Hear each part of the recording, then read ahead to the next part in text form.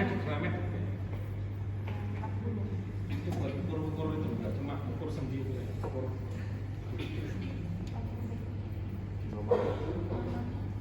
normal.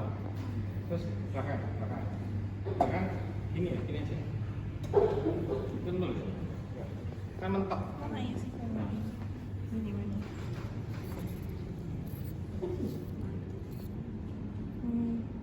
Oh ini 0 ya berarti? 0. Terus tadi pronasi spinasi pakai bullpen. Alah. Coba sih.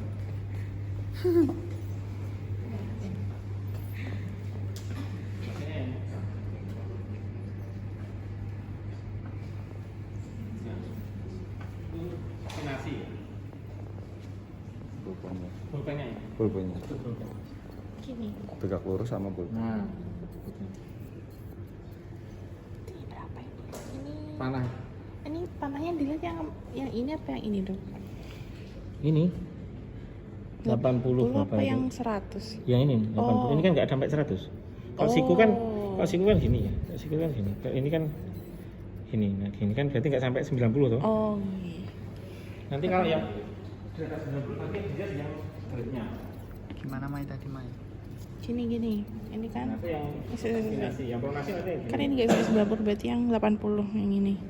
Yang 90 something ini dilurusin. Ya itu. Terus spinasi. Ini lurus. Ini juga sama 80 something. Ya. Kayak gitu ya. Sekarang jelaskan lagi. Tenis elbow dulu. Tenis elbow test. Pasien diminta untuk posisi fleksi elbow, Nah, pronasi, dan ekstensi ya. wrist. Nah gini. Tekan kepalan tangan tadi ke arah belakang dengan tangan pemeriksa sebagai usaha untuk memaksa pergelangan tangannya supaya fleksi. Kalau sakit berarti sini yang nggak gitu. Hasil positif ditemukan apabila dirasakan nyeri pada epicondylus lateral. Nah situ. Ya silakan deh. Ada mau? Berikutnya adalah Udah jelas bisa ya? Nah, di sini toh. Nanti ini ditarik ke belakang, ini dari bawah disangga itu ya. Ditarik nanti sama sini. Nanti kalau sakit yang sakit di sini, bukan di sini, di epicondylus lateral ini ya. Udah jelas ya? Nanti Anda bisa latihan sendiri sama teman Anda. Ya, berikutnya. Sekarang yang hand. melakukan pemeriksaan untuk daerah wrist dan juga manus dari loop, feel, dan juga movement. Pemeriksaan pergelangan tangan Nanti atau wrist dan tangan. ditaruh di Kedua tangan diletakkan di atas bantal atau meja. Bandingkan kedua tangan pasien.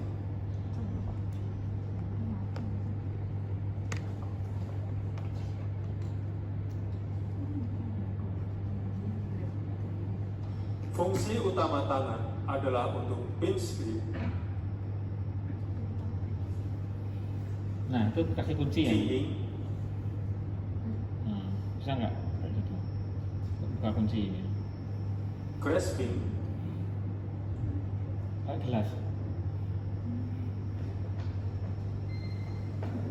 Terus itu Power kan and grip. nggak punya ini ya. Tutuk-tutuknya itu.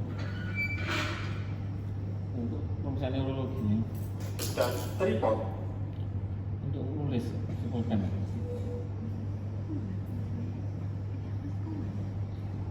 Nanti ngeceknya kanan kiri ya.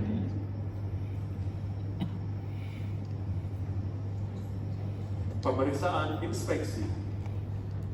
Pada pemeriksaan inspeksi dari sisi dorsal, kita identifikasi kulit pasien. Kita periksa dari tekstur, warna, apakah ada tanda inflamasi atau ada tanda pembengkakan. Lalu kita periksa kuku dari pasien tersebut. Kita identifikasi warna dan bentuk dari kukunya.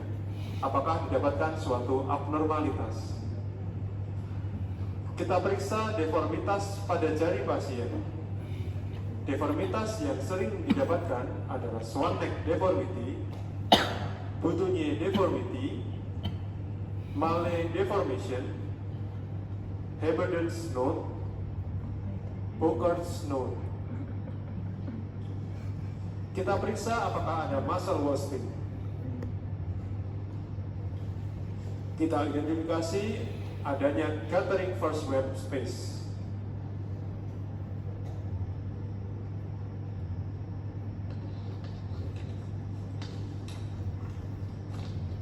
Pada aspek palpar, kita identifikasi kulit dari pasien, dari warna, tekstur, apakah ada suatu tanda kontraktur atau suatu tanda pembengkakan. Kita periksa adakah suatu muscle wasting pada sisi tenar maupun hipotenar. Pemeriksaan palpasi. Pada pemeriksaan palpasi, kita lakukan pemeriksaan suhu dari pasien tersebut. Apakah normal, menurun, atau meningkat. Kita periksa kadar kelembapan dari kulit pasien, apakah kering ataupun lembab. Kita lakukan pemeriksaan nyeri tekan pada wrist joint, anatomical snuff box, metacarpophalangeal joint, dan interphalang joint.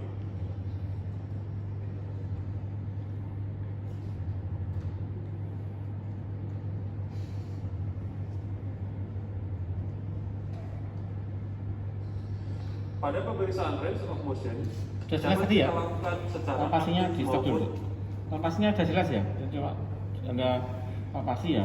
Tadi sesuai dengan yang tadi ya?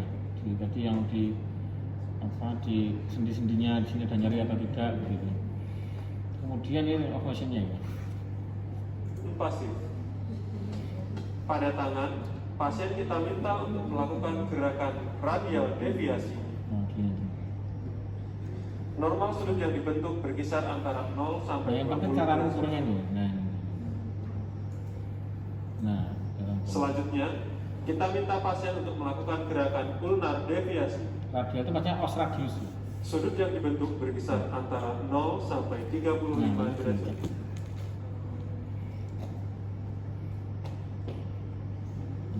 Lalu kita minta pasien untuk melakukan gerakan pronasi dan supinasi. Pada gerakan pronasi, sudut yang dibentuk berkisar antara 0 sampai 75 derajat. Sedangkan pada supinasi, sudut yang dibentuk berkisar antara 0 sampai 80 derajat. Pemeriksaan selanjutnya adalah pemeriksaan ekstensi dan fleksi dari wrist joint. Pada gerakan ekstensi, pasien diminta untuk menangkapkan kedua telapak tangan. Lalu pemeriksa melakukan pengukuran sudut yang dibentuk dari wrist joint tersebut. Nah ini, yang diukur suhunya yang ini. Nah ini. Normalnya adalah 0 sampai 70 derajat. Nah gitu. Pada gerakan fleksi wrist, penderita diminta untuk menangkapkan kedua dorsum manus, sedangkan pemeriksa melakukan pemeriksaan sudut yang dibentuk dari sudut wrist tersebut. Jointnya tadi. Normalnya adalah 0 sampai 80 derajat. Pemeriksaan selanjutnya adalah pemeriksaan ibu jari. Pasien diminta untuk melakukan gerakan fleksi dan ekstensi dari ibu jari.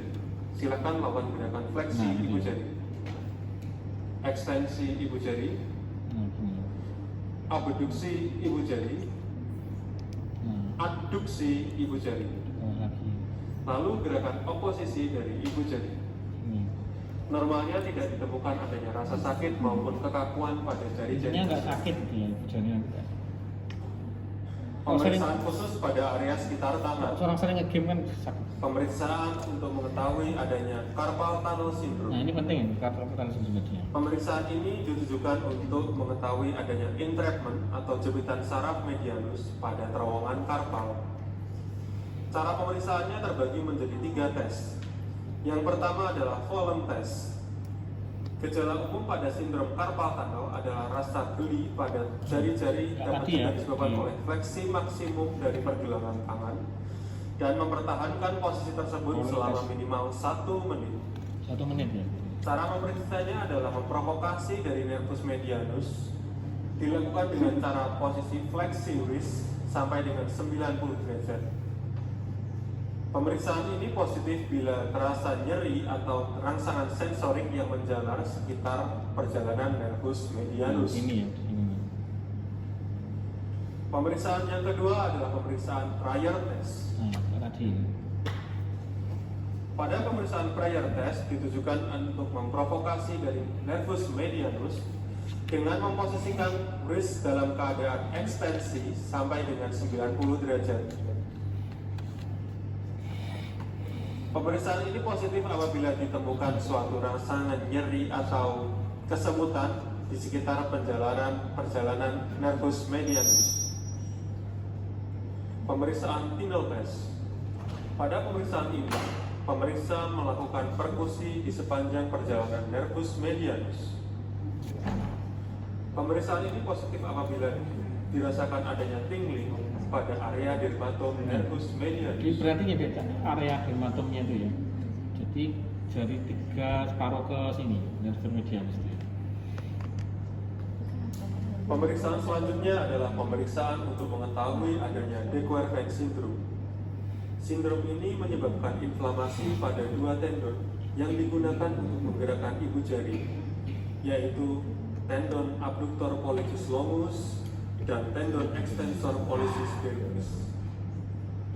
Pemeriksaan yang dilakukan adalah pemeriksaan Finkelstein Nah, test. nanti Finkelstein masuk di Pasien diminta membuat checklist ya. kepalan tangan dengan cara jempol masuk ke dalam kepala. ini. Kemudian tangan pemeriksa sebelah kiri memegang antebrachiii pasien. Tangan kanan dari pemeriksa menggerakkan wrist ke arah deviasi ulna. Nah, gitu. Pemeriksaan ini positif bila dirasakan nyeri pada saat pemeriksa melakukan deviasi ulna. Itu ketarik nih tendonnya. Nyeri dirasakan di sekitar area anatomical snuff box.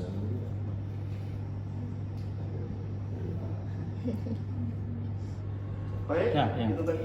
Sudah ada yang tanyakan nggak yang tadi ya? Finkelstein tadi sudah bisa ya? Ada yang tanyakan nggak dari atas tadi ya? Dari shoulder, elbow sama wrist joint. Ada yang ditanyakan nggak?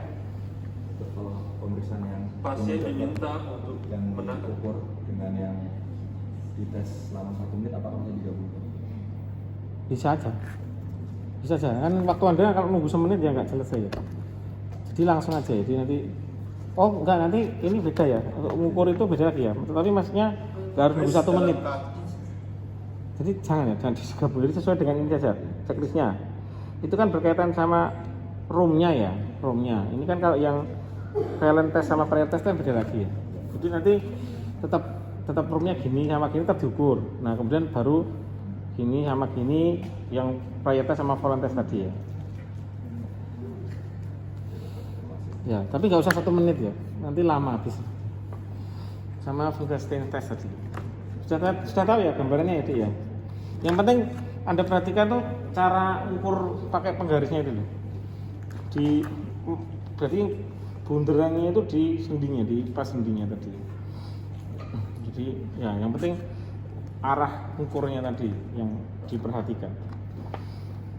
Ada pertanyaan? Kalau nggak ada kita lanjut yang bawah ya. Yang nah itu.